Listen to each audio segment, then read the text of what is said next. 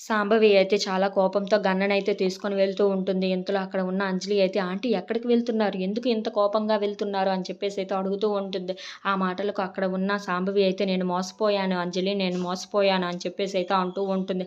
ఆ మాటలకు అక్కడ ఉన్న అంజలి అయితే, "ఏంటి మీరు మోసపోవడం ఏంటంటీ?" అని చెప్పేసైతే అంటూ ఉంటుంది. ఇంతలో తన ఫోన్ తీసి, "ఇదిగో ఈ ఫోటోలో ఉన్న వాళ్ళు వీళ్ళే జయచంద్ర వాళ్ళ వారసులు. వీళ్ళు మారువేషంలో వచ్చి నన్ను మోసం చేస్తున్నారు. ఈ వందల కోట్ల ఆస్తిని దోచేసుకోవాలనుకుంటున్నారని" చెప్పేసైతే అంటూ ఉంటుంది.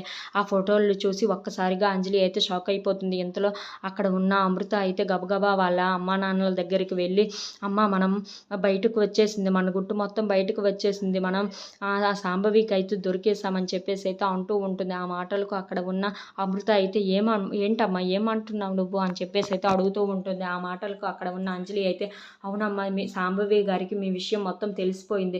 శాంభవి గారు మిమ్మల్ని చంపేద్దామని చెప్పేసైతే గన్‌ని తీసుకొని వస్తున్నారని" చెప్పి అంటూ ఉంటుంది. ఆ మాటలు వినగానే అక్కడ ఉన్న ఇంట్లో ఉన్న వాళ్ళందరూ అయితే ఒక్కసారిగా షాక్ అయిపోతూ ఉంటారు. ఇప్పుడు మనం ఏం చేయాలని చెప్పేసైతే అలా ఆలోచిస్తూ అయితే ఉండిపోతారు. If you like this video please like, share and subscribe friends.